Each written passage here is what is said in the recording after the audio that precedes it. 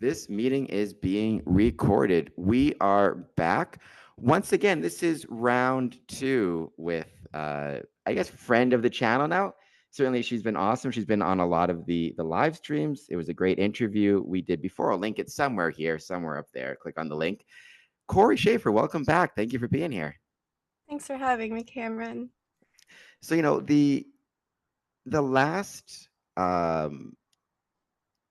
podcast we did, it was more a general discussion around some things that can help Masonic lodges. We talked about meditation, meditative practices, kind of mindfulness ideas, things that you can bring into your Masonic lodge to help with its kind of growth or growth of the members or bringing different perspectives into it, right? Things that can help a Masonic lodge. Mm. This is a little bit different, but I'm looking forward to it. We're going to talk about one of both of our, I think, favorite works by one of both of our favorite authors, Edgar Allan Poe. Particularly, The Masque of the Red Death is the work we're going to discuss. But we can also touch on other topics as it relates to that. Okay. The reason being, and I'd love to get your thoughts on why you wanted to have this conversation. Right, for me, I talked about this during my 24-hour live stream.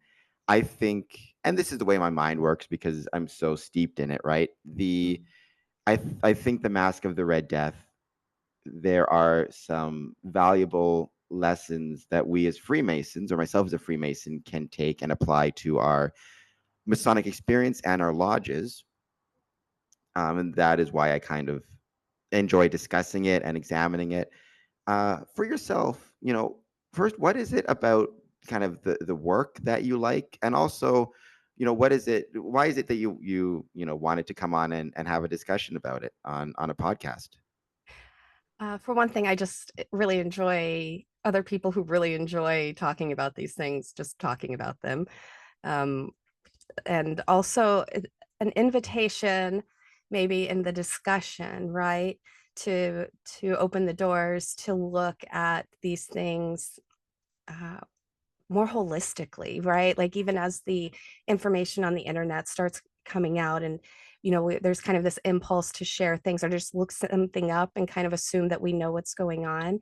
And for me, like poems like The Masque of the Red Death invite us to really look at not only the poem, but the holistic aspects of Edgar and his life and where he was at, as well as how, you know, a lot of things, right, utilize history itself to kind of shroud this message of this alchemical process that most people go through. And, Freemasonry, from what I understand and what I've seen and what I've learned is, they may use different terms publicly or privately. And also it's an alchemical process, right? Showing up as our best selves and kind of continuously working that process through this journey. And it's really beautiful to kind of bring that through the exploration of poetry for me. So, I don't think I was debating whether, the best way to approach this. I don't think there's any need to kind of go through the basic beats of the story or anything like that. I think we might as well just discuss it as though, we can assume the audience has read it. If you haven't read it, I'll leave a link where you can find The Mask of the Red Death. The poemuseum.org actually has not just The Mask of the Red Death, but Edgar Allan Poe's works in general, all up on its website, so you can find it there. You can actually click on a link and hear it read aloud if you don't want to read it but want to listen to it. And then on YouTube, we were talking beforehand, you can actually find the movie version. I found the movie version starring Vincent Price. The movie version, it's the same beats basically as the story, but spread over movie length. So they add some stuff that's not in the story, but the basic premise is the same in both cases, right? The basic story, without going into all the details, you can read it for yourselves, audience members, and you should. Basic story is there is a plague, and the solution to this plague, as determined by a prince, Prince Prospero, is to lock himself and all of his, I guess, friends or supporters into a castle lock the doors, and act as though there is no plague, and kind of, which is his wonderful idea. And you can imagine how that works out for yourself. Because I was trying to think, and I honestly can't remember when I first came across this story, or the first time I read it. I have no idea. It's just kind of always seems like it's something, at least that exists within my memory. Do you remember where you were, or like when you first came across the story? So I got this book, I want to say in like the 90s, maybe. It was a long time ago. I've had it at least since my early 20s. Yeah, it was published in 91. So I want to say I was like my late teens, early 20s. And I started just reading his work. And, the Red Mask has come, or the Red Death has come up. And also, whenever I heard you reading it, I came and saw you when you were reading it that day. And it just dawned on me, all these aspects that I hadn't really thought of, because I always kind of just read it as the historical, the plague, and it was really interesting to me how like my own thought process had was perceiving the story differently, right? It's kind of like when it's like having a book that you read all the way to the end, and the last two sentences engage in you to reread the book in a completely different way. Like that's what it was when I heard you talking about it. Um, so yeah, that's my story about it. The before, and I know it's tough because everything that happens after the fact, colors the perceptions of before. But as much as you can, when you think back to some of those original readings of the Masque of the Red Death, before you may have heard me discussing it or thought about it in different lights. Do you remember what are some of the things in particular that stuck out to you about that story, about the Masque of the Red Death, and what I you kind of found interesting within? um Initially it was for me, it was very difficult to read, but the colors, right? That always stuck out to me. The colors, the number of the numbers, and it was always really interesting to me. The fact that in the beginning he puts the measurements in yards, but at the end he puts it in feet, which I always found really interesting.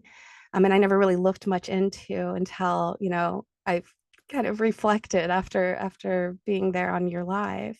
What about you? I think it was the feeling of it. Like and I mean, the first time I read it, I can't remember, but it had to have been before I joined Freemasonry. It must have been in high school, is my assumption.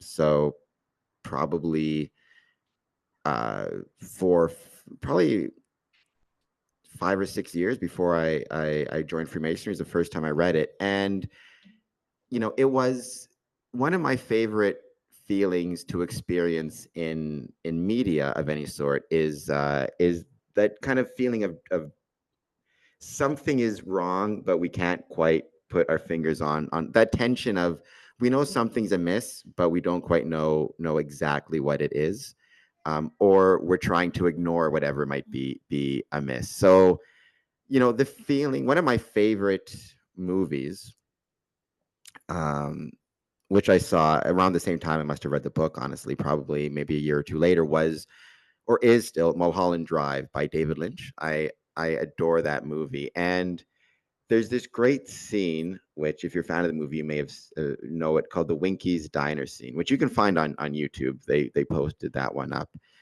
But watching that scene and that whole movie, throughout it, there's this sense of like something is wrong, something is not correct, but you can never quite put your finger on what it is. You just get this sense of things are falling apart kind of in the background. And I loved that in this reading the story, and that feeling of it's a little bit more, yeah, it's metaphorical, but it's a little bit more direct in the Masque of the Red Death, right? You kind of understand while these people are Prospero and his 1,000 closest friends, which is the lesson in there in itself, are dancing away in the castle. Outside the castle walls, people are dying of this horrible disease, right? So, but it's the feeling of dread and tension from the kind of the way all the characters are, almost they're almost bicameral. They're almost of two minds. They know something's wrong whenever the clock strikes midnight. They have their feelings that they have this moment of reflection, but then trying desperately to ignore those feelings by dancing and partying and pretending it's not happening, right? And the way that those two ideas conflict and the dread that is a result of those. I really just like that feeling. And that's something I've always enjoyed in cinema, is that feeling of dread and tension. And I think The Mask of the Red Death, Poe was a master. And I just and The Pendulum is another good example. He was really a master of evoking that feeling of tension and dread. I think he does it beautifully in The Mask of Red Death. Yeah, I completely agree. And in the beginning, it really does give this kind of that external tension that you're talking about, and he's going in to hide and escape from it, right? And then as we read down and it starts going into the black room and the scarlet light, we start seeing that which he was trying to hide from infiltrating that which he's found peace in, you know? And so it like, it in and of itself, right? The tension, the tension gets so intense that it creates this sense of clarity at the point he's standing in the blue room declaring, I demand you to tell me who you are, right? I demand you to identify yourself to me, which from the aspects of kind of the his personal growth during that time in his life is very indicative of ourselves, like going through this whole process of change and watching that, and then standing in the white light being like, okay, I'm calling you back, who are you, come back to me, right? And like reclaiming ourselves in that new place that we're standing. And I feel it does that beautifully through this, even though the poem itself may seem very well, and it is, right, very dark and macabre. It's so elegant and it's so delicate in its heaviness almost, and that balance that he even gives to the writings in that way. Like you said, it paints this beautiful picture of exactly what's going on, and you can see it through many different lenses, right? It doesn't really matter. None of the point is really what lens you choose. You choose a lens and you go with his work, and he'll take you on that ride with him. I mean, I'm curious, and we talked about this a little bit offline. Before I kind of delve into kind of the way I masonically read the story, for lack of a better term, and kind of the way you look at the story as well, I'm curious, what is your interpretation of the Prospero character? Because in the book, I just saw the movie a couple weeks ago. I didn't know it existed until I searched a couple weeks ago. But the book itself, I never got the sense that Prospero was a particularly sadistic or cruel, I guess, prince. He always seemed to me more like a very immature, almost childlike character who is basically in over his head. I don't know how he got to be a ruler of, how he got to be the ruler, but is basically ill-equipped or doesn't know how to deal with a plague nor how to deal with just ruling his people. And so he does what a child or an immature person would do, and he runs and he hides in his castle.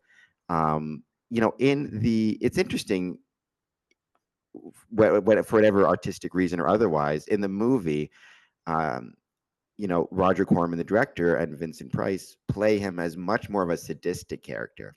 And you could argue, the type of person who would kind of leave his people to die in a plague might be more on the sadistic side as opposed to the immature side. But I'm just curious, what was your interpretation of the character of Prospero, who really is the one character, other than maybe the Red Death personified? What was your perspective of that character? What do you think of him? Do you tend to lean more towards the idea of him being more sadistic individual, more immature and childlike? Like, where do you, or something else completely? Like, what was your interpretation of that character? Oh, it's a great question. So there's many different elements to this. So we'll start out with Shakespeare. So Shakespeare has a character, Prince Prospero, as well, right? And we see in that play that Well, he the was he was sorry to interrupt. He character, was a magician, right? He was the magician in the Tempest. yes, and he had more of kind of a sadistic tone to him, although he utilized his what he was doing. He was working on his own path, right? But it had kind of, more sadistic undertone. And you don't really see, I mean, you might see that in the Red Death, but I don't think you see it as much in the Red Death. And for me, it's one of those observer things, right? So for me, what the prince uh symbolizes is an archetype, right? An archetypal image, right? It's this young man. We see the prince, right? And we can take this back to tarot. We can take this back to all kinds of different things. We can even take it to the real life assessment of a court, right? The prince is the younger one, right? He's not quite refined yet. He hasn't been given the duties for a reason, right? He's still learning. And you're going to make a lot of mistakes in that process of learning. So when you bring in the Prospero, it's Latin for prosperous, right? So when we think about someone who's prosperous, we have to think about all the dynamics of what makes someone prosperous.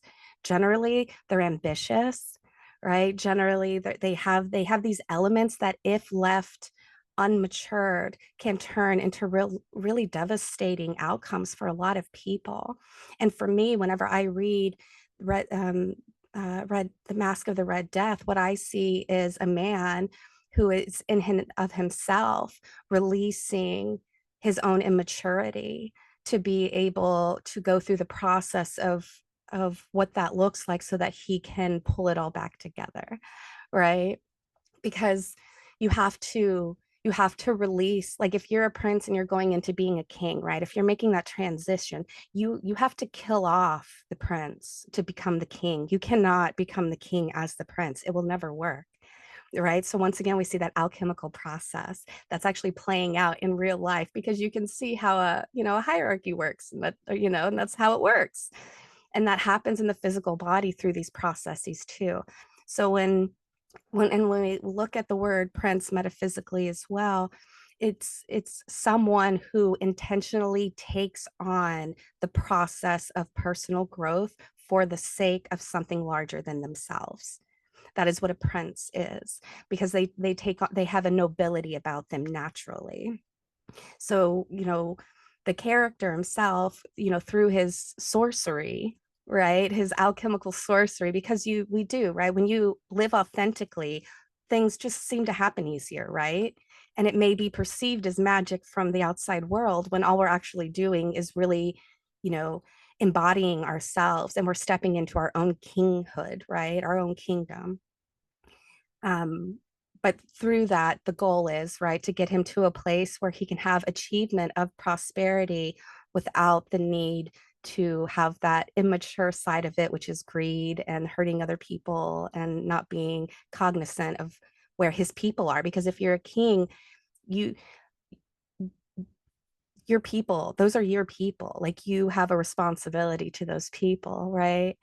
So this process, as they go through it, whether it's a spiritual prosperity or it's an actual kingdom prosperity, there's a dichotomy where that which is being served much must feel cared for, and that which is doing the serving must feel respected, and those places need to be honored. Well, I mean, do you take the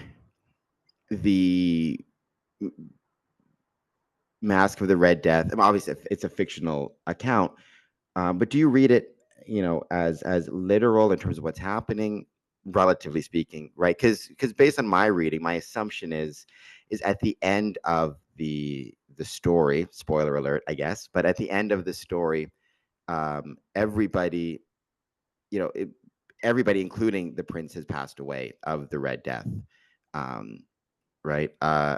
It sounds like your interpretation is maybe somewhat more metaphorical, whereas the death is not a death of the actual person, but rather it's a death of the prince character, or the prince qualities in him, them becoming a king of, I forget the name of the I don't even know if it's mentioned in the Masque of the Red Death, the actual land, which he's supposed to be ruling over. No, I don't think they ever say. Yeah, it just says the Red Death had long devastated the country. It doesn't give the Mm-hmm. specific name of it. So I kind of view it. I don't know, based on my reading, if Prince Prospero had ever actually gotten even the chance to become King Prospero, because in his attempt to hide from the Red Death and whatever other problems he may have had, right? He, the Red Death found him and his friends, and basically, were we to see that castle, it would be just a bunch of bodies all passed away, right? But it sounds like you're interpreting more as almost the Red Death is the growth from prince to king, or from immature ruler to mature ruler, or that type of quality. So this is kind of where that holistic aspect of the work really comes into informing us of the work, right? So when we look at Edgar Allan Poe's work, for one thing, I have a little blurb on his background. I don't know if you want to hear it or not, but I think it Yeah, kind sure. of, I know I, kind of the I feel cliff it notes, but I feel it informs enough to what I'm getting at moving forward. So everyone will just stick with me just a second. It says on the mundane level, Edgar Allan Poe was a 19th century American writer, poet, editor, and critic. He was born on January 19th, 1809, and died at the age of 40. He was considered a central figure in American literature and Romanticism, and is often credited with inventing the fiction or the detective fiction genre. Poe's work is known for its mystery, horror, and macabre elements, and includes poems, short stories, essays, and literary and social criticisms. He passed away suddenly. It's officially stated from phrenitis, which is a swelling of the brain, but there's a lot of things that say a lot of different things. I wasn't there, I'm not sure, but we do know that he died at 40 years old very unexpectedly. So he was raised by a foster family whose his mother was really religious, right? And it was said that he held, even from a very young age, a very pious authority about him, and that many found quarrelsome and very challenging to be around. Yet he wouldn't budge once he decided that something was not just. He was known even as a child for going around being like, that's not right, like stopping what he was doing to tell other people, like, what you're doing to this person is not right. And because of that, people weren't necessarily always the most fond of him. So he went to West Point, and he was actually kicked out of West Point for refusing to pray because he said, I pray in my own way. And, it became a big thing. And then he went on to work with universities and big scholars, right? And so, but through all this process, right? So this kind of gives this like background of like who he is and where he came from. But then when we look at his work, we look his great works maintain the result of studied calculation, but also are considered irrational and supernal, which means they're related to the celestial states, right? And if we go and see actually and look into his work, he has a couple books. One is called Eureka. Have you read it yet? no, no. So Eureka will give you a very good idea of because one of the big reasons people had a problem with him is because he would not just tell them what religion he was, because he just had a very fluid way of like his belief systems, right? And the way he lived his life, and he lived that way. And people would get really, really irritated with him. So in his work, he wrote Eureka, which talks a lot about his philosophy. It's his philosophy on life. And he also did a work called Critical Theory. Have you looked into that one yet? No, with Poe, it's mostly been the short stories. I don't think I've Okay. read any of his work, like his Okay. books. Okay. So yeah, like I'm saying, like I got that book in the 90s, and I've been like, because I'm all about like, because it's not only about what he wrote, but it's like who was he, right? Because when I'm informed about who he was and when I read his work, it paints different pictures, right? And I want to go back to something you asked or you said earlier. I do believe on one level, this poem is a reflection of the plague, right? It is a complete reflection of the plague and the things people went through, the things people did.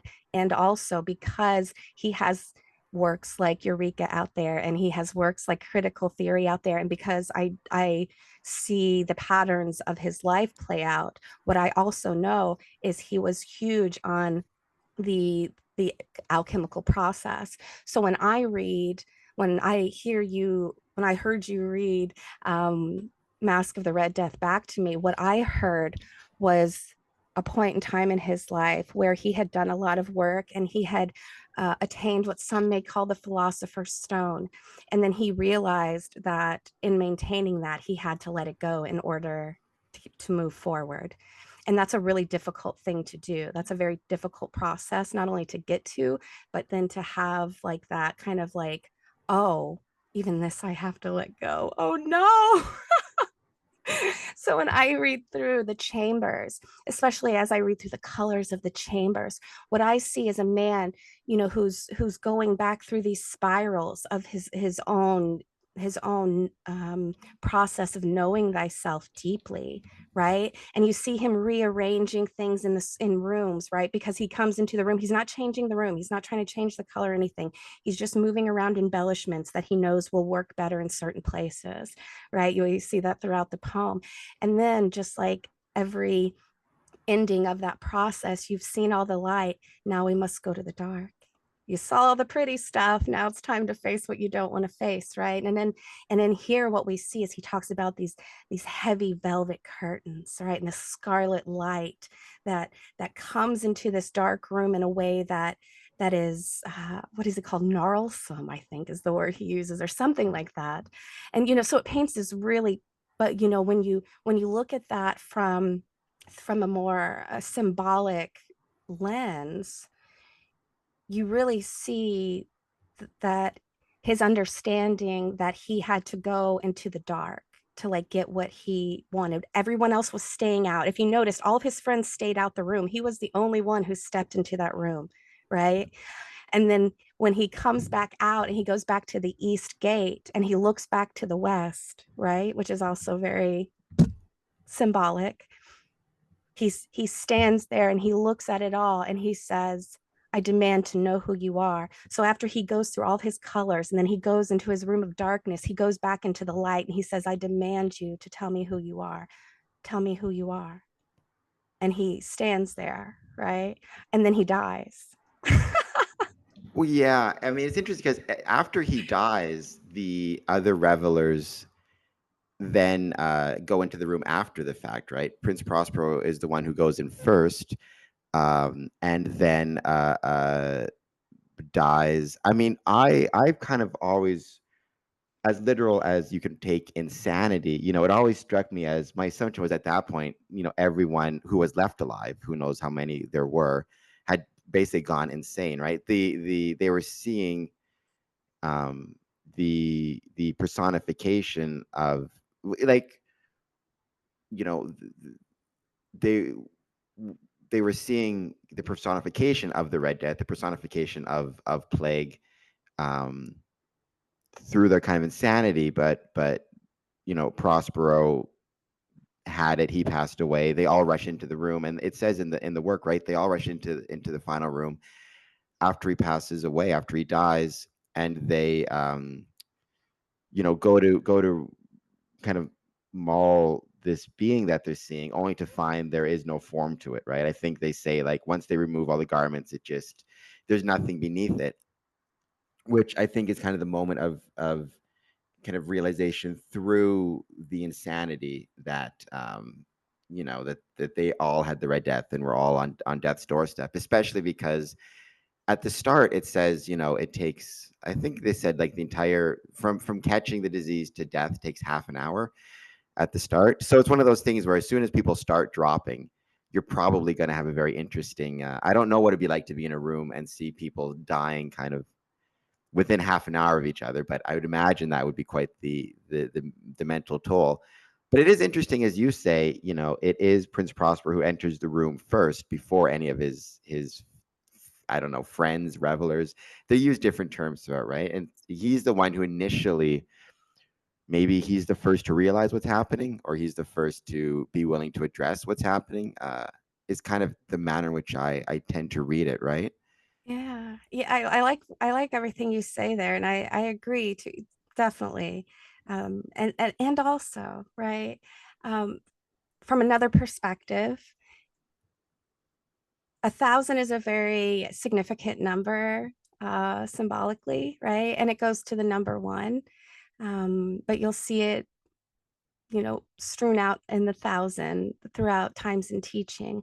So, whenever when I go through that tale in my head as he's going through it, I don't see a thousand people. I see the thousand versions of ourselves, right, that are not yet integrated, right?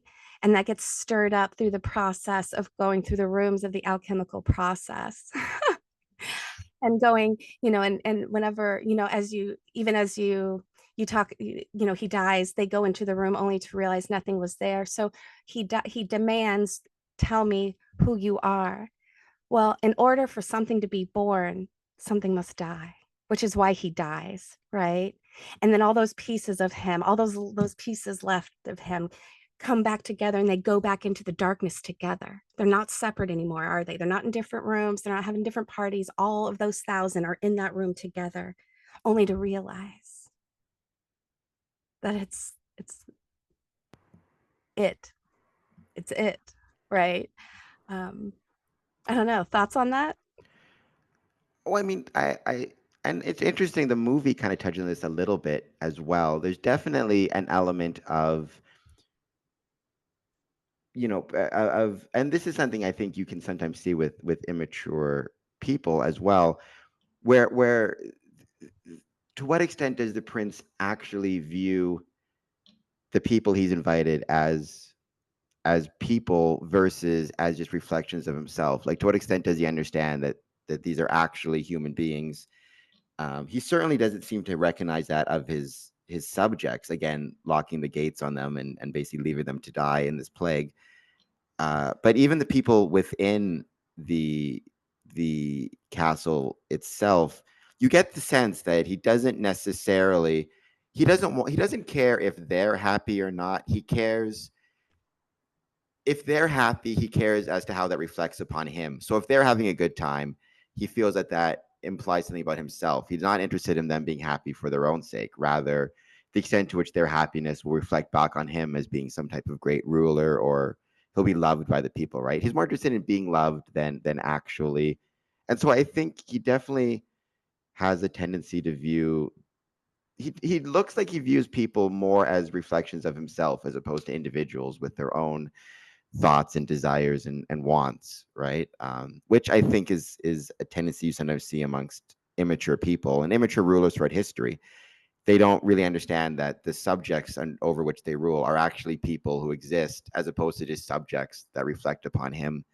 You get that sense, and also I always got the sense with the number 1,000, it was um, it was Edgar Allan Poe kind of making fun of Prince Prospero a little bit, because you'll see that with, I mean, that was kind of a running gag, still is, even on social media. But this idea of like rich and famous people will say, "I had a party, I invited my 1,000 closest friends," and it's like, you don't have 1,000 close friends.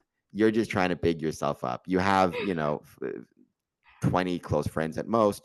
You're just trying to look really cool and really important by inviting 1,000 people to your place, right? And I did get the sense with Prince again, because in my reading of it, he has that immaturity. It's the type of thing an immature person would do to try to show how powerful they are or important they are. Have a party with 1,000 close friends, even though, like I said, he doesn't. Nobody has 1,000 close friends.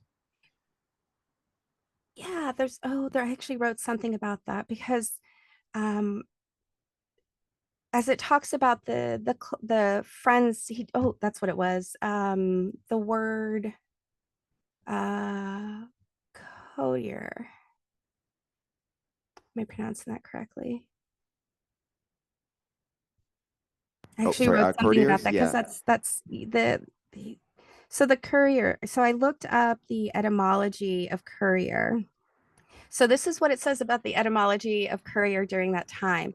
One who is in attendance at the court of a prince, right? So one that stands with the prince. One who is appointed to a court, and one who courts or solicits favor, or who flatters. One who assists on a heightened position. They come from a variety of backgrounds, including minor nobility, clergy, and the commoner of particular talents. And we see this in the Fanner of, Egyptian imagery. So, but this is relevant. They're worthy because of their nobility, but their humble lifestyles. So, what they actually do, what a courier actually did for the nobility, was bring in the humility for them. Right? They taught them how to be regular people because these people were not raised in regular ways. So, couriers were brought in to help teach them. So, when we look at and and we can look at this like as if it were from the plague, right? If the courier he brings in that courier and gets consultation about these thousand friends, right? And whenever they start talking about the thousand friends, I want us to kind of, if we can, real quick, just kind of step back and look at that for a minute, because he talks about, I'm trying not to read off my thing, but I don't want to mess it up. Um, he talks about the items. So first, let's talk about the people that he invites. So it says he hailed a thousand hail and lighthearted friends, right? So good people, right? So we're bringing in, and okay, actually, I want to start back here. It says, but the prince was happy and dauntless and sagacious when his dominions were half populated. He summoned to his presence 1,000 hale and light-hearted franz with among the knights and dames of his court, and with these retired to the deep seclusion of one of his castella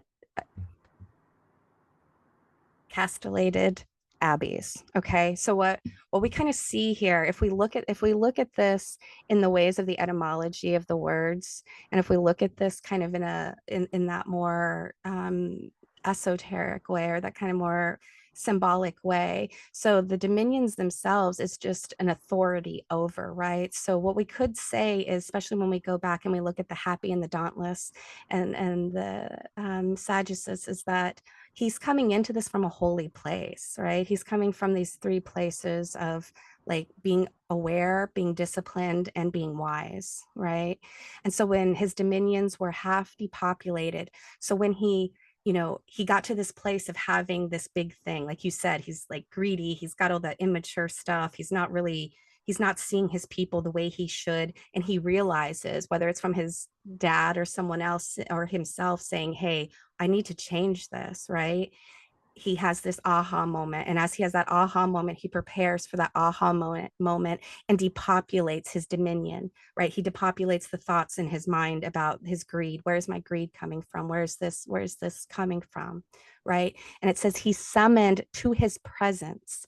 He brought to his presence. It doesn't say to his house. It doesn't say to a physical building. It says he summoned to his presence. And then it talks about the knights and the dames of his court. So once again, if we look at his work that he wrote, like Eureka and the Critical Theory, what we might see is him bringing in those higher aspects of himself that were intentionally crafted in his own process along the way for this process. And then it says, and when this retired to the deep seclusion of one of the castellated abbeys. So a castellated abbey, as you probably know, is a Freemason. Is the, they have the top wall that has the squares cut out for, like Yeah, I mili- mean, yeah, I think castle, right? Like it's basically a castle is kind yeah, of it's the way to basically a think of it. castle, Yeah. the walkway on a castle, right? Yeah. And then you have the turpin things, right? So they have the little towers on the side of them, which are all very symbolic in his work that he does out, behind all this. And then it says it's an extensive and magnificent structure and the creation of the prince's own eccentric and yet august taste.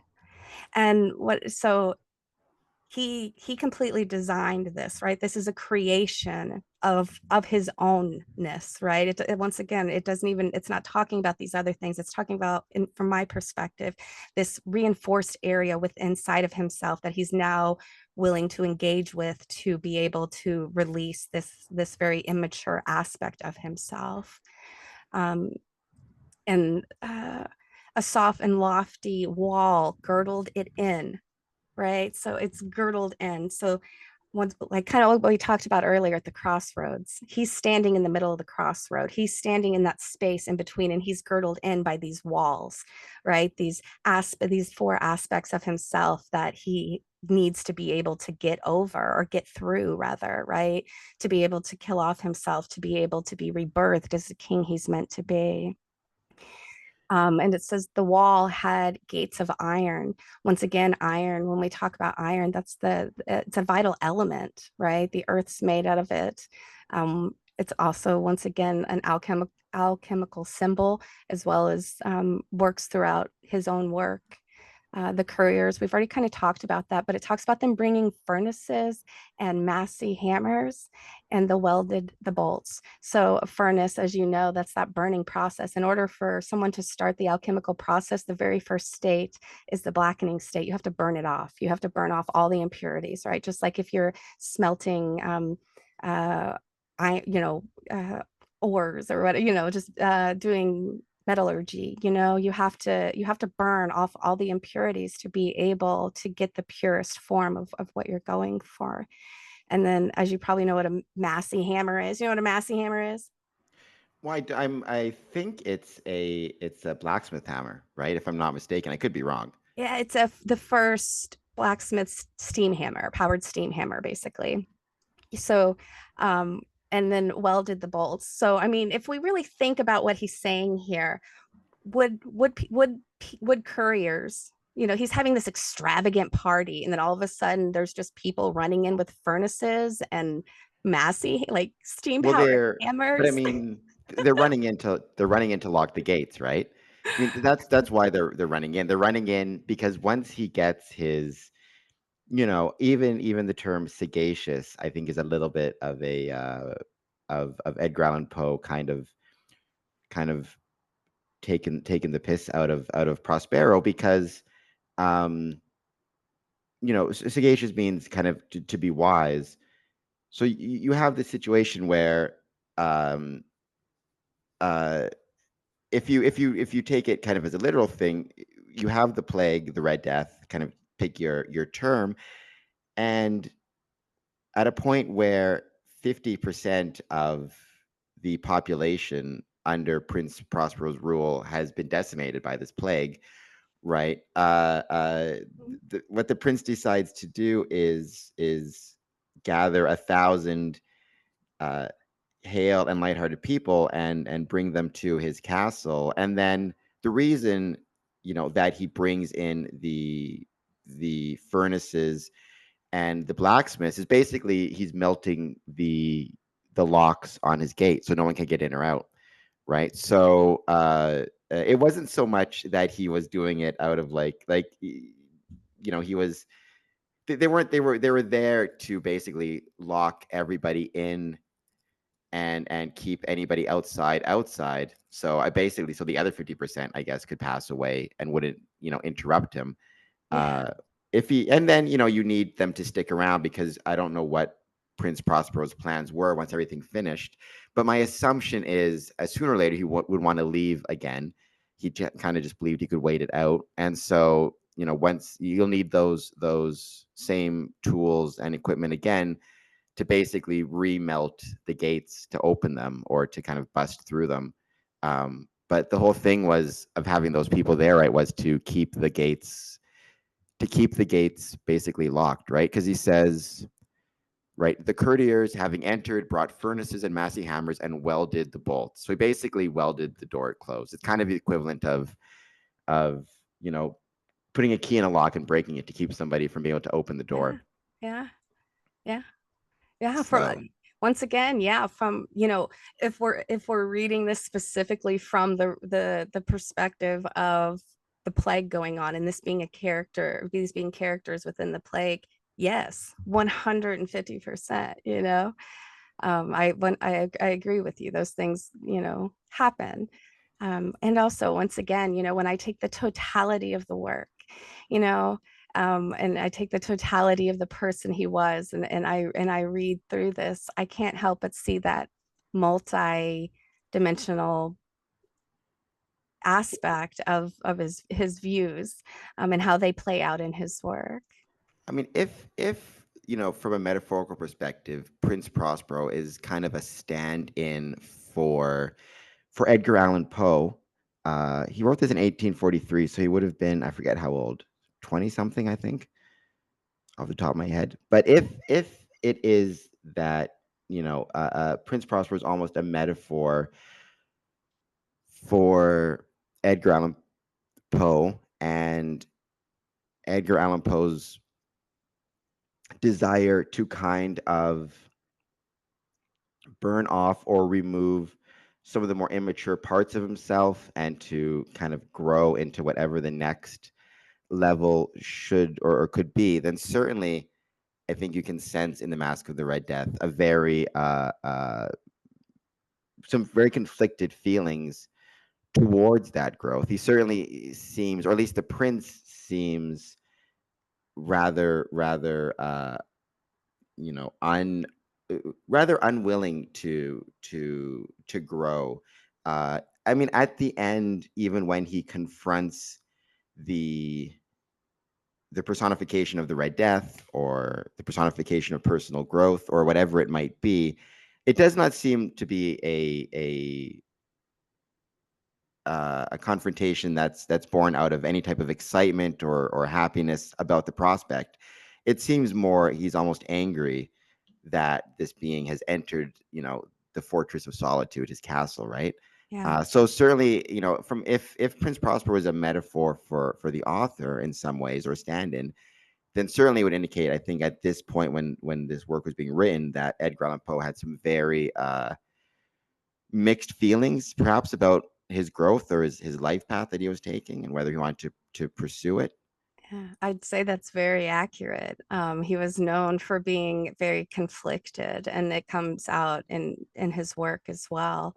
And that would have been the time where he was kind of transitioning from that West Point experience into knowing that he had to, because he had obligations, right? He had things he had to maintain, and he wasn't keeping what he felt was keeping up his end of the bargain. And also he had a very hard time keeping his mouth shut. Like I said, if he thought something was unjust or he thought something wasn't right, like he just couldn't. He was so conflicted inside of himself about it. So he would just keep saying the things, and I feel he really struggled with that because I really feel there was an aspect of him, at least, and maybe in this definitely is a reflection of me too, right? That there was an aspect of him that wanted to just be like everyone else and shut up and get along to get along, right? Because it would have been so much easier, especially during that time, especially in the work he was in. Because if he would have been able to do that, he would have been able to rise exponentially where he was at. Go ahead. I mean, yeah, I think, well, and that is something a lot of people experience in different ways, I think, right? And to different extents, some people are more willing to kind of go along to get along, especially depending on, different people have different personalities. It's kind of a fascinating idea, right? Because when I mean, at the end of the day, every fictional story is metaphorical to a degree, right? You're kind of taking the symbols and applying them. You can almost take the metaphor either as a kind of a societal warning or a warning to rulers and leaders, in the sense of, the idea that one, and this is how I look at it from a Masonic perspective, right? And we can talk about that in a second, right? The idea of one having the ability to, like, you can try to hide yourself away from the problems that exist within the world. So, whether it's a plague or whether it's whatever it is, you can, lock yourself in your apartment, lock yourself in your castle, act like it's not a thing. Sooner or later those problems will find you, right? If you, Yeah. whatever those problems may be that exist in the community, will sooner or later affect you, right? If it could be economic, right? If the economic situation in your town is deteriorating, sooner or later you're going to be hit by that, whether you want to or not. But you could also look at it from the metaphorical perspective of, an individual who is facing some type of crisis, not so much from the external world, but the internal world. They're growing, they're changing. There's some type of path that they maybe think they should take, but they're afraid to take it. And in that sense, you have not so much a literal going into a castle, but metaphorically retreating into oneself. Right, retreating into oneself, and that's the idea of when you talked about the thousand friends being reflections of the Prince Prospero character and not literal. Again, it's the idea of you have Prince Prospero, retreating into himself, or in this case, Edgar Allan Poe, right, as a metaphor, retreating into himself, and kind of the different aspects of his personality, the thousands, the multitudes that exist within one's mind.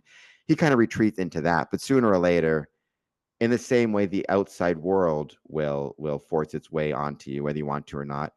You know, your own personal life and whatever you need to go through sooner or later will force itself upon you as well. So you can retreat into your own mind and yourself, or you can retreat into your apartment. If you're rich, you can retreat into a castle, but sooner or later, you're gonna have to deal with whatever it is you're gonna have to deal with. The piper must be paid. Yeah. Postman always rings twice is another one of those terms I always liked, which apparently is referenced. Yeah, so I mean, you could look at it from, I don't know, to extend the metaphor out.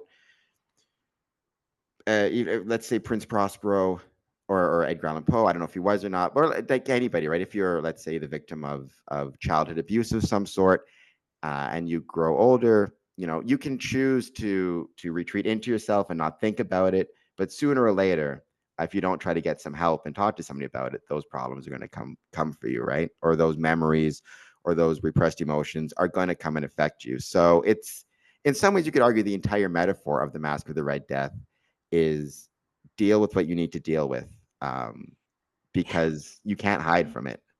Yeah, no matter how you look at it, and you and I have discussed this several times, right? Like if we release we can speak about things in any way we want to have conversations or to relay the message. But if we really take the labels off things, the template is always the same, and it always comes to the same thing, right? Which is do our best, do good things, and keep moving forward, right? And even though this poem or this writing, it once again it may seem dark, and it seems heavy, and but it has all these beautiful human elements that are indicative of the process, and to really just be present with them and just utilize it to say, oh, what parts of me are in that, right? Like what can I feel in that and be with right now, I think is a really beautiful part of someone who can do what he does and paint these beautiful pictures for us, because we can Well, actually get in there with it.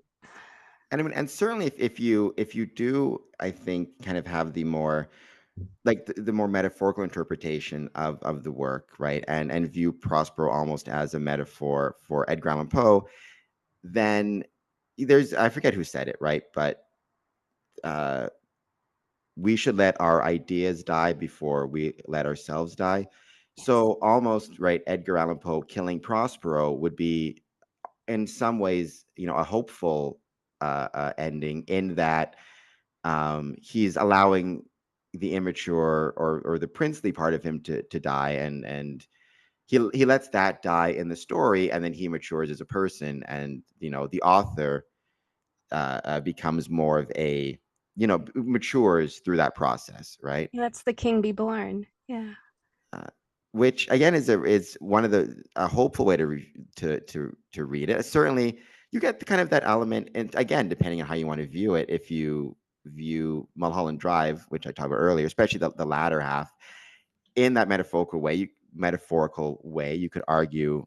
Um, I guess spoiler alert as well. Also, YouTube may demonetize, or not really monetize anyways. YouTube may not like this video, but at the end of Mulholland Drive, spoiler alert, right? The main character uh, may or may not commit suicide. It's not clear because the nature of the work, but you could. I tend not to view it in this way, but if you view it completely as metaphorical and as a story, then it's hopeful in that it's a character or an idea dying, not a person dying, right? And the character idea dies, so the person behind the story can kind of, ascend or reach another level, which we should always be willing to let our ideas die, whether they be Prospero's or Betty's in Mulholland Drive or anything else, right? I think it's a very good approach, and probably that's the purpose of writing in some ways, is to let Yeah. some of our ideas die if we think they're not helpful anymore.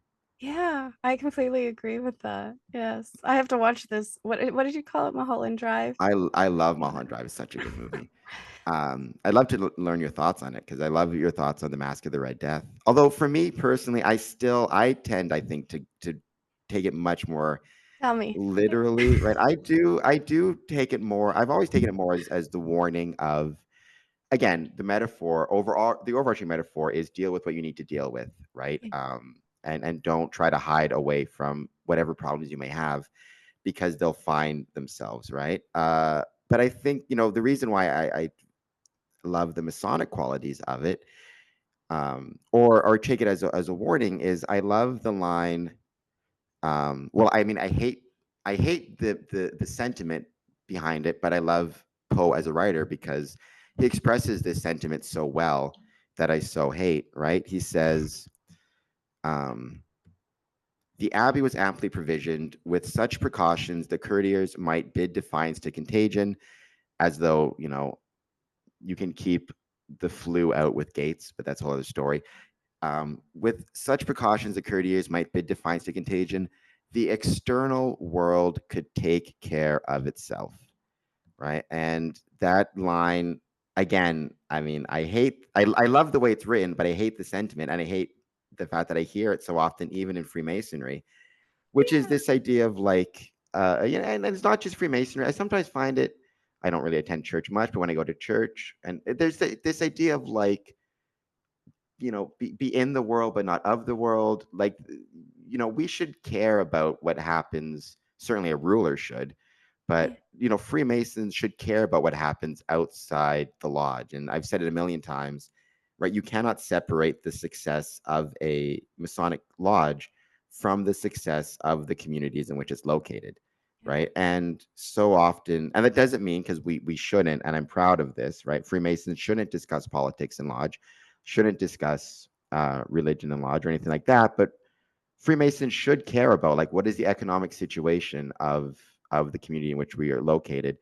Yeah. Is there a new business that's opening up? And if there is a new business, can we go to them and see if maybe we can use them for catering for our meetings to give that business the chance, right?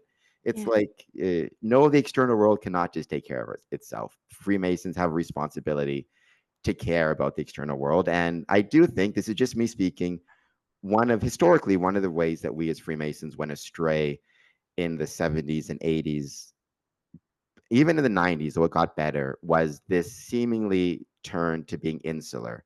I don't know exactly where it came from, but less of an interest in being part of the outside world and more of an interest in, we'll just worry about ourselves and our lodges. And I think that proved very detrimental to our lodges. But I don't know what, Yeah. what your thoughts are on that, or that idea of it. Obviously, you're somebody looking at Freemasonry from the outside. Although, don't No. forget, Order of Women Freemasons. They're a great I, group. I got a But I don't hold of know. them. They don't want me, Cameron. Oh, that's. Well, I'm sorry about that. Um, I'm not. but I mean, I can't not that speak for the. I can't speak for the Order of Women Freemasons in your neck of the woods, but here in Ontario, they're cool people. So, but what are your thoughts on kind of that idea of kind of the external world can take care of itself, or that attitude amongst maybe groups in the community? for me again, it's a multi-perspective answer, right? From one perspective, I completely agree with you. I feel that one of the worst things we ever did was convince people that they were going to find themselves by secluding themselves away from society. It's just the disconnection that it's created, and the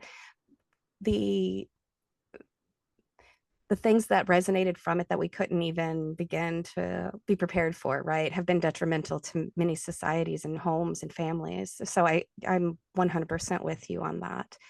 And also because I look at this poem as him going through a journey to him for him to kill off this aspect of him that he knows he needs to get through.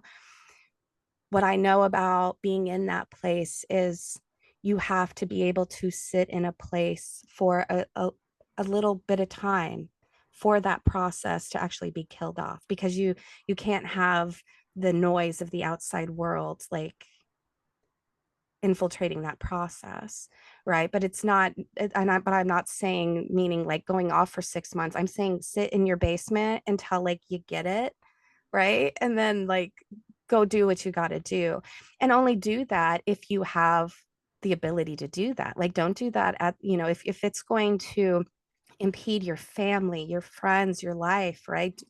You have to use discernment in these things, which, the prince here, he had the ability to financially, in all these ways, remove himself from life without it really being too much of an impact, right? Because he wasn't king, he wasn't, he was what he was.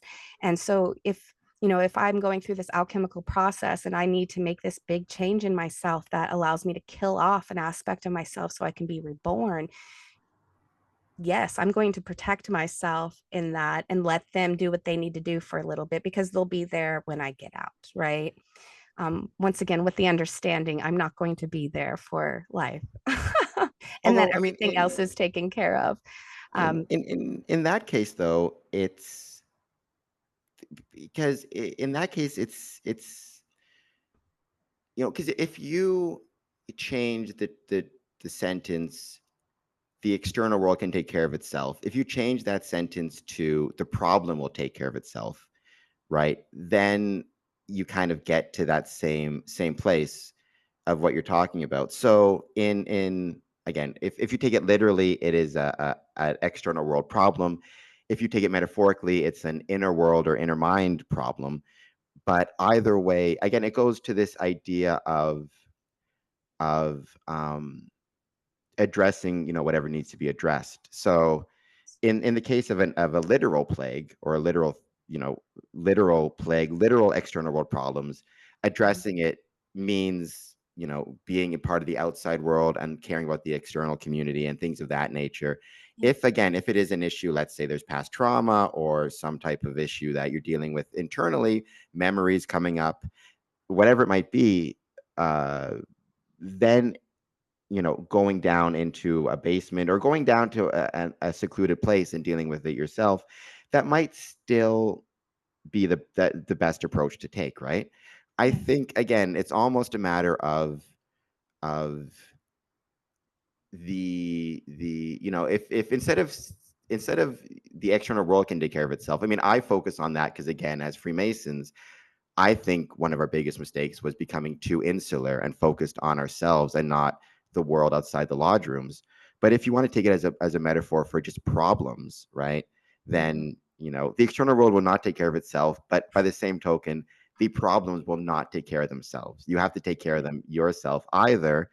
And that might mean in some cases actually isolating yourself. And it sounds like what you're saying is for Edgar Allan Poe, he was dealing with his problems through this writing and through, again, the killing off of Prospero, metaphorically speaking, right?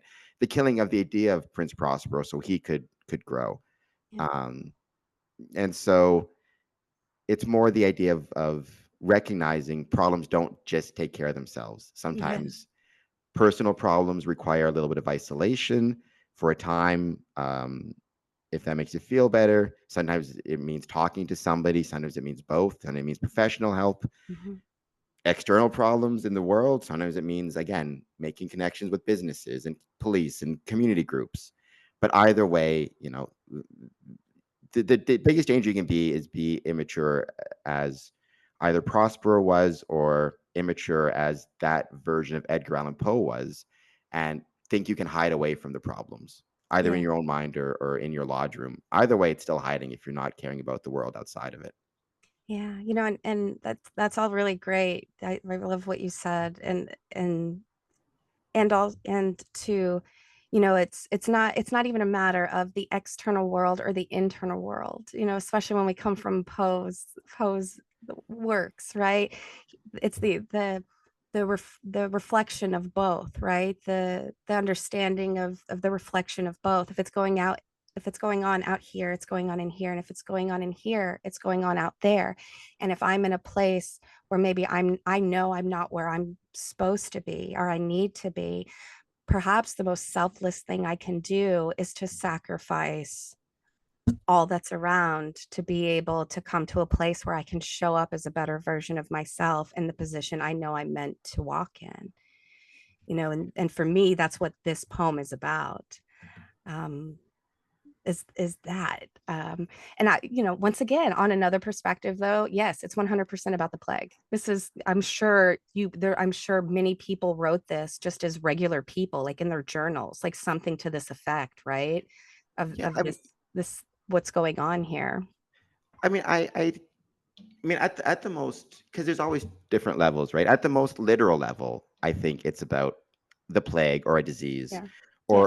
or pick your. It's just a scary story about a plague or a disease. Yeah. I tend to, at the metaphorical level, or what the lesson is, or the metaphor behind, right? I've always kind of taken it as the dangers of trying to ignore problems that exist, or imagining that you can ignore problems that exist. And I was always more interested in the idea of, or the dangers of, ignoring the external, like the community problems, right? This, again, I'm not religious. Freemasonry is not a religion. I always have to deal with that. But one thing I've never understood, and again, this we'd have to get a religious scholar in, but this idea of like being in the world but not of the world is not something I've ever kind of grasped. That's this thing I've heard in the past. It's like you should care about the world and you should care about what happens out there. And even if you think, even if you say, well, I don't care about the world, it's like, well, the world cares about you. And sooner or Yeah. later,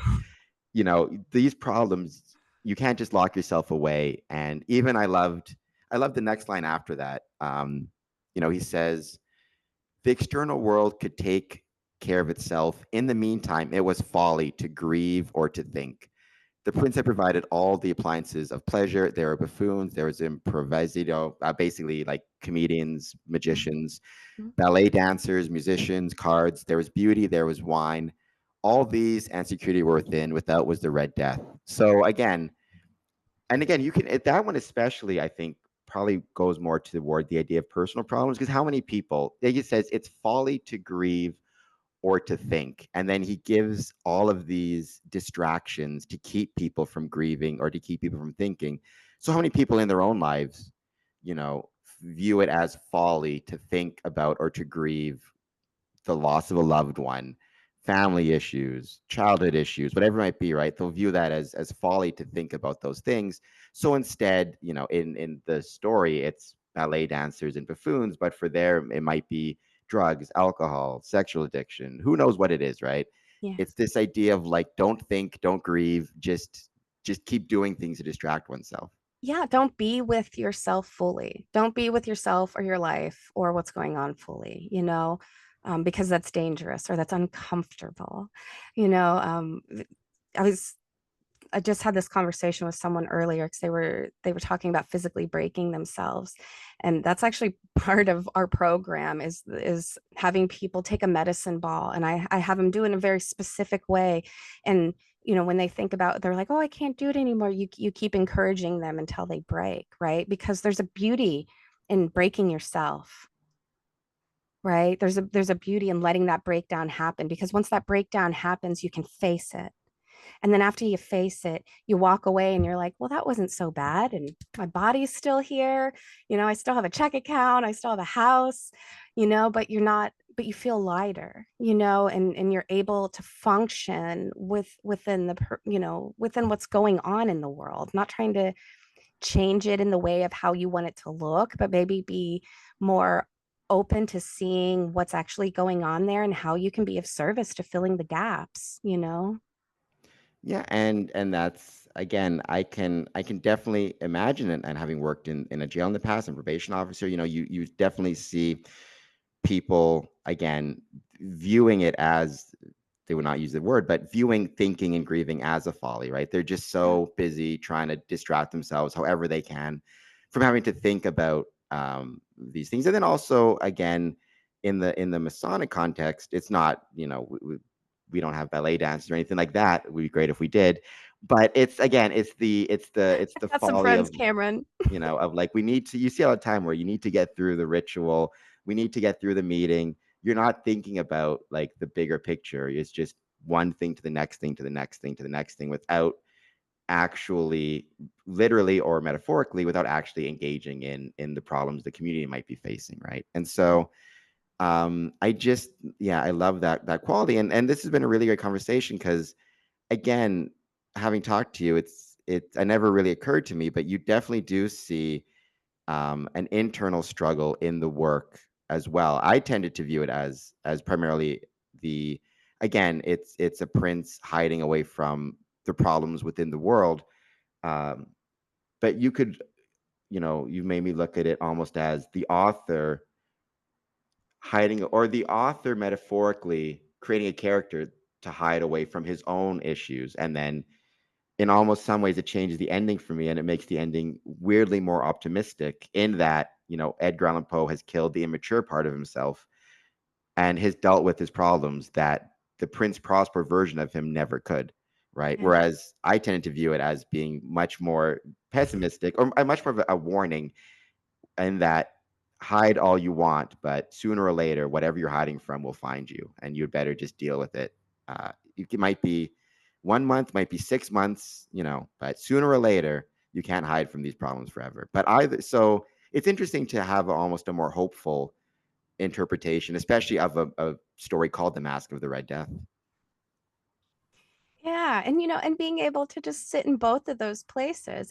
And also, and just because I'm weird like that, even contemplating things completely, won't do that today, but contemplating something completely out of that box, because at the end of it, even though I've studied all about him, I don't know him, right? I know him through the feeling I get through his work. I know him from, this book I've read, but I don't really know him. So I don't really know what this poem is about, right? So, You know, and I think that's I one thing mean, really great about conversations like this is because you get to really see other, like how art a lot of times is determined by the one observing it. I think art is always determined by the one observing it. That's the best part about art. The art is in the observer, not in the artist, right? Yeah. I've always thought that Yeah. the artist is the artist has the technical skill, but Yeah. the application of meaning is really at the end of the day up to the observer. I think far more so. Yeah. And there's other things in terms of Freemasonry and the Masque of Red Death, the 7 rooms. Again, 7 is a very important number in Freemasonry. It's a very important number just historically. It's probably the most famous prime number. You have the 7 deadly sins. I The seven understand. cycles of human existence. Yeah, all Yeah, kinds of I stuff in under I seven. understand from my knowledge, the 7 rooms and the colors were meant to actually represent different types of disease throughout history. If I recall correctly, I don't remember the colors. I used to know this. Like yellow is cholera, I think. Black was the plague. Black was the literal plague. I think red was typhoid. I think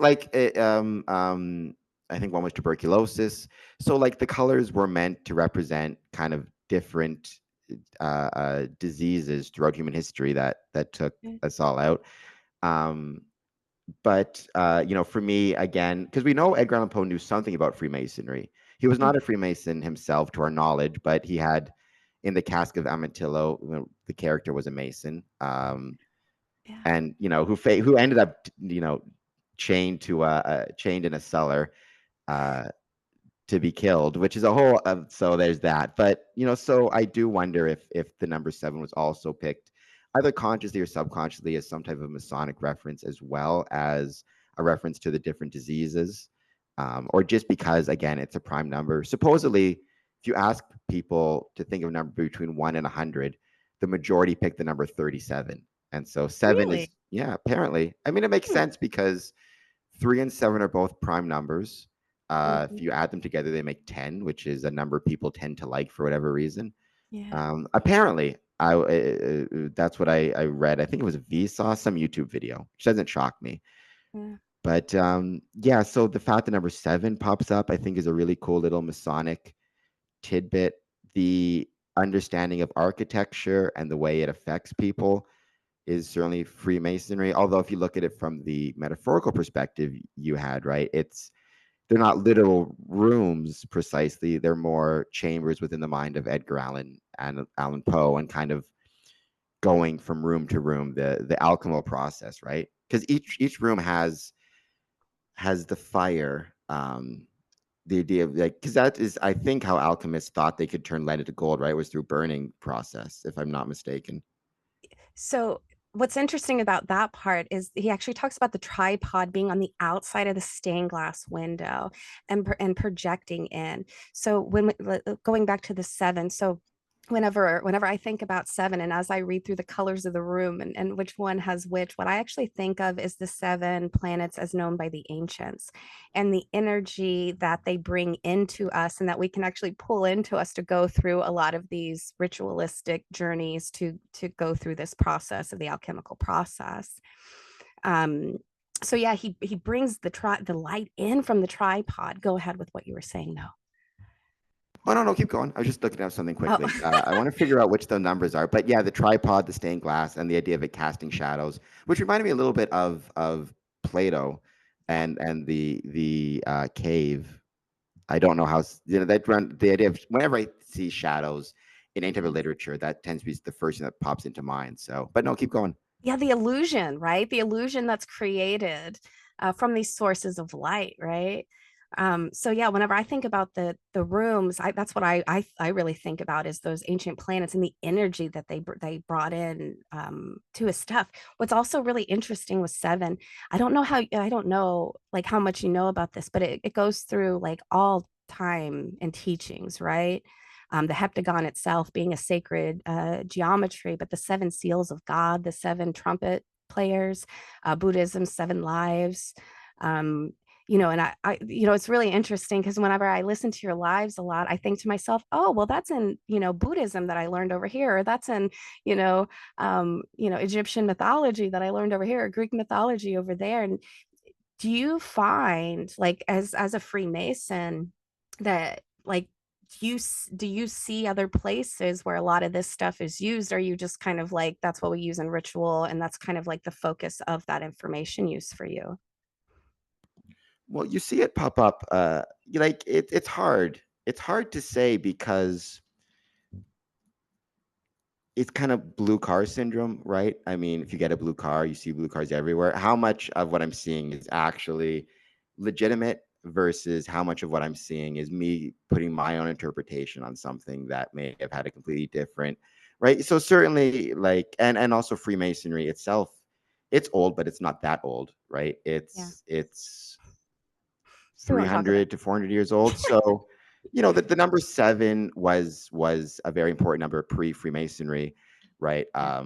A lot of these, I mean, Freemasons, you know, absorbed a lot of these ideas when creating their own rituals, and then because it became so ubiquitous, a lot of people started to view things as Masonic symbolism, whereas it was symbolism pre-Freemasonry, and Freemasonry kind of adopted it, certainly Mm, from stonemasonry as well. Even the square and compasses, I mean, the square and compasses were showing up in ancient Chinese mythology, like Fuxi and Nuwa, 500 BC, I think. So I mean, I'm attuned to it, so I see it in like TV shows like Lost. I see it in all sorts of different places. But I also recognize that at the end of the day, Freemasonry is dipping from the same well as everybody else. mm, So it's probably more a matter of parallel thinking or yeah. the same source, as opposed to people like people adopting Masonic symbolism. It happens though, like on the level is a Masonic term. Square conduct is a Masonic term, but the idea of two people meeting on the level of being equals, again, you don't need Freemasonry to get there. So I guess that would be my answer to that. It's funny. I just double checked. Apparently, the colors. I was always told the colors in the Masque of Death represented diseases. Apparently, they represent age as well, though. So which does Oh, make let's sense do because he's that. going through, right? So apparently, what was it? Yellow is red is death, I think it was. Let's see if I can figure this out. This is going to Google AI. Birth is blue, youth is purple, adolescence is green, adulthood is orange, old age is white, imminent death is violet, death itself is black or scarlet. Whereas interesting, because I forget even where I read it, but I had read that it was different types of famous diseases, right? So um, I think so, but interesting. Which Who which knows? which makes sense because, like I stated, one of the sevens is also the seven cycles of human existence. So Yeah. that goes actually hand in hand with that concept, and that's So that would something. probably make more sense. Yeah, and that's one thing that is said in so many different ways, and even in a scientific way. It's stuff that's, it can be seen as a cult if you want it to, but it's stuff that's been played out, through the APA for the past 10 years. So it's obviously a pattern that has a significance, even if that significance is just being aware that the pattern exists so that we can be present with it. Yeah, and I think that pattern is incredibly important. And again, so this idea of we're all taking from the same well. Again, this idea that the number seven would become important to Freemasons is not surprising because the number seven, again, prime number, it just keeps popping up in so many different areas. And the seven stages of life, again, for Poe, sending his character either as a punishment or kind of a way to, or I guess no matter what, it's a punishment. If you again take it more literally, then it's Prince Prospero going through these stages of life and being punished for ignoring his people and ignoring his problems and trying to pretend they don't exist. Or it's Edgar Allan Poe punishing that part of himself that he doesn't like, in order that he can then kill it and then move Uh, on. I You would know, say punish. I would say it's more of an intentional journey into betterment of oneself. But yeah, I mean, I guess well, but he that part doesn't get any better. I mean, it that is part at the violent, end of though. it, You're right you about that. know, It is a violent process. that part of himself, the Prince Prospero part of himself, ends up quite dead.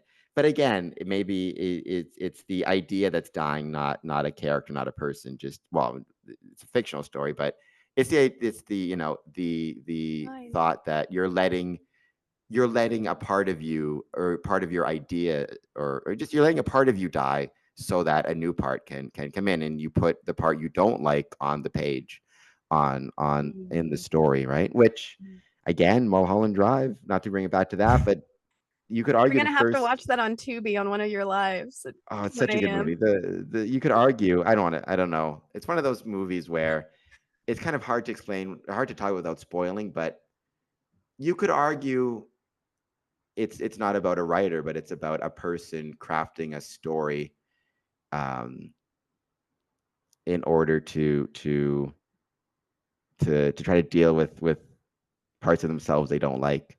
So, but yeah, but either way, I think Prospero's getting a bit of punishment there, either for literally ignoring what he shouldn't be ignoring, or because Poe doesn't like that part of himself Yeah. and is trying to get rid of it and become a better person. Again, he would have been in his 20s, which is a time when a lot of people are going through that, trying to grow into the person they want to be and trying to figure out how to grow into the person they want to be while leaving, the different parts of themselves behind, including maybe those thousand quote unquote friends. Yeah, because the seven cycles run in 7 year cycles. So 21 would be one of those cycles for people. So yeah, that's what I'm saying. Like when we look at all of it holistically, I'm not saying it's what I'm saying is correct. It does paint another picture that I feel is worthy looking at. I mean, people grew up fast back then, certainly faster than they do now. Like Yes. 21 in 1843, you were an adult at that point, right? Yeah. Which Yeah. most We're people telling dad now, jokes.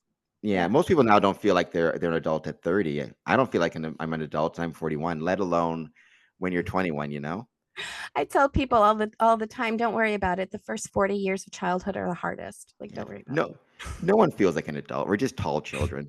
We're just tall children. That's all we are at a certain point. And So, the I talked about this before, but again, the Masonic connections. I loved the themes of the ticking of the clock, and yeah. how every time the clock ticked midnight, there was this sense of dread and fear that would wash over the would wash over the revelers. And then once that was done, they go back, and that's just again this idea. Again, I take it of like everybody in that castle, whether they truly exist or are metaphorical parts of Prospero's psyche, and therefore Edgar Allan Poe. Everybody in that castle is ultimately pretending like whatever problems that there are no problems, right? And you can try to do that all you want to, but the every hour having that sense of fear and dread just goes to show, like, you can only fool yourself for so long.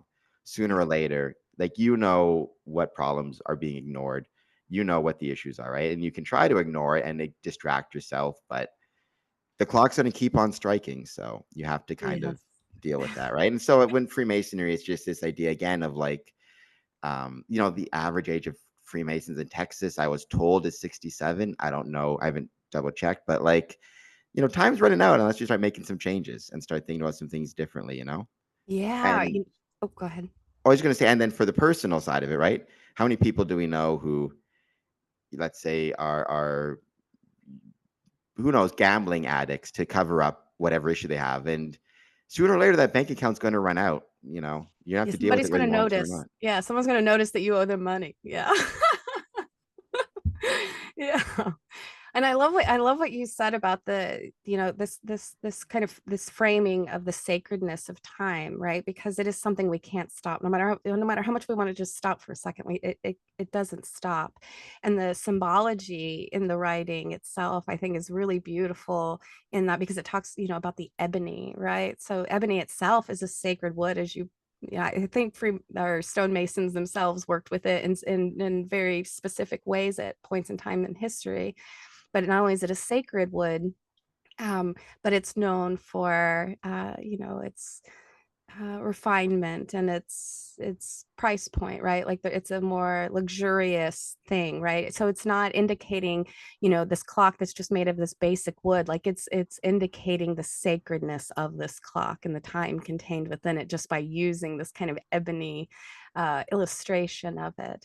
And the 12 hours, that's what's really cool about that for me is when we start looking into the Egypt mythos, is because they talk about your 12 hours. You go through, these stages of, like, kind of what you were talking about, that light and dark stage throughout the day, like where you're kind of like in that state of like trying to like be in it but not of it, you know and they kind of walk you through the process of learning how to be in it the full time. And so whenever I read this and when we talk about that time, it really just kind of reinforces what you're talking about to me about the presence of the journey. Because when we're not in the presence of the journey, we're really just wasting the sacredness of that time, that tick and that talk, right? And for each time one ticks or talks, like, you you can never replace that, and to fully understand that can be very important for the world, I think. Yeah, and I mean the ticking of the clock is another one of those famous metaphors. Probably, like, most famous was in Peter Pan, right? Like, Captain Hook Yeah. and is chased by an alligator, but he always hears the ticking of the clock, which is, Yeah. because famously Peter Pan all about not growing up, and you have Hook, who's the adult, who's the one person who recognizes time is he's growing and he's getting older, and time comes for us all, whether we want it to or not, right? Yeah. Is And so I again, and it's just this idea of, like, the problems will find you. You can try to hide from them, but every tick of the clock, every hour that passes, is the problem getting closer and closer to you. And I just love that. And again, it's not exclusive to Freemasonry by any means. I mean, on today's stream, we had a Knight of Columbus on from and I love the Knights of Columbus, another great group. But he was saying, like, they are experiencing the same problems that Freemasonry has in terms of numbers. They were always a smaller group, so their numbers are dropping more rapidly, but same basic issues, right? With these different groups. And so, yeah, so like I said, I think even put something on Twitter, right? I said, like, we as Freemasons, or X, call it what you want, right? We as Freemasons can't be Prince Prospero's, kind of hiding away in our Masonic lodges Mm. while not being concerned with the problems that exist in the external world. But again, I think one of the things I've taken from this conversation and that I really appreciate is it reminds me also that we cannot be, and I cannot be, nor can anybody, right? Be Prince Prosperos of ourselves and ignore our own issues, and push them aside and kind of rely on distractions or folly, but rather if we have something we need to deal with in our personal lives or just within ourselves, not to retreat either from that, but to actually put some effort into dealing with it the same way. And maybe that means, in case of Edgar Allan Poe, writing a story in which we allow the more immature parts of ourselves to pass away. Yeah, and writing's such a powerful, I mean, it's a medicine, you know? And yeah, and we don't have to write like Edgar Allan Poe to be beautiful writers, right? Like you can write anytime, and and if you utilize it in the ways that we kind of see Edgar's work rolling out, he really he uses it as a metaphysical journal for himself to really go deep inside of himself on the paper. And think if every time we got like too much in our heads, instead of unintentionally picking a fight with someone or dumping our stuff on someone, we just decided to pick up a pen and write our story in whatever way we wanted to. And we could put it in any environment we wanted to, or with any characters we wanted to, and to just write that story out and just get it out of ourselves in a way that feels good to us, you know? Yeah, well, I think the picking of a fight that you mentioned, that's kind of just an example of in the Mask of the Red Death, the just another way to distract oneself, right? Yes. I know I have my own things to deal with, but I don't want to. So instead of writing something down, or I'm going to pick a fight with somebody, and then I can worry about the fight and be distracted by that, which happens a lot. But as somebody who myself, I like to think I'm an okay writer, but not of fiction, right? But like, there's so many different ways you can do it, right? Like, we talked about problem gambling. Going to the casino and getting yourself banned from the casino, right? Which I don't know how it works in the States, but in Canada, if you have a problem gambling, you can go to a casino and you can tell the security guards, like, I have a problem, don't let me back in. And once you say that, you can't take it back for, I think, a year or something if you hit the number. But basically, after that, they're going to put you on a list and they're not going to let you back in the building, even if you say you changed your mind, right, Mm, or whatever it is. And it's called I forget what it's called, but respect that.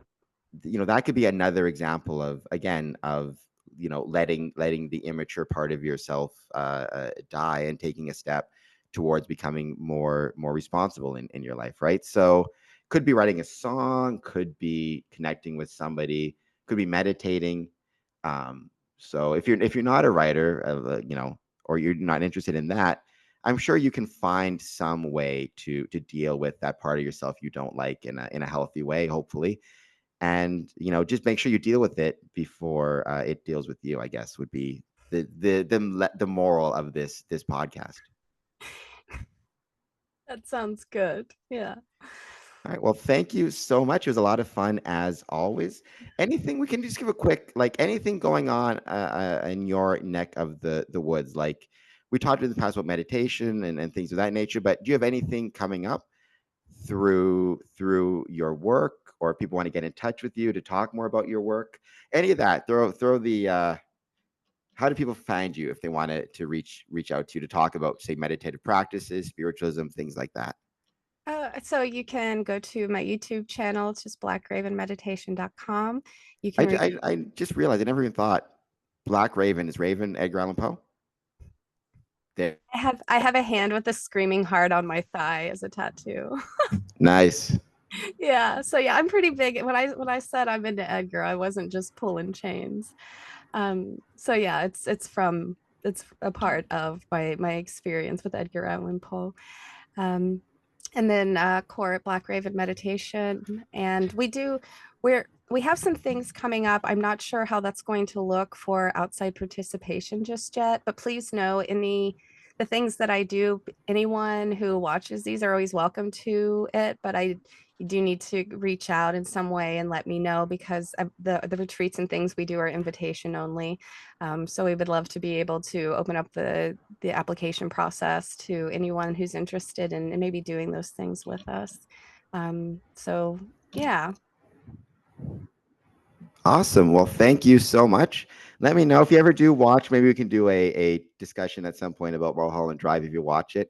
I mean, all the Lynch films, I think you'd like. I don't know if you watch any of his work, but um, he has it's called Los Angeles Trilogy. It was Lost Highway, Mulholland Drive, and Inland Empire, and they're all really, really great uh, movies. And I suspect you'd like them. They have the same kind of metaphorical quality to them. Uh, they're on the scary side, but I love them. So yeah, I think you might enjoy them. Again, they have that metaphorical aspect to them. Lynchian is a famous, like, you could, there's definitely parallels between David Lynch and Edgar Allan Poe. David Lynch. Oh yeah, okay. Yeah, I will like that. Mahalo Drive. I'm gonna watch them and then blow up your email with all my thoughts. By all means, I look forward to it. All right, I'll talk to you later. Thank you so much. Hey, Cameron.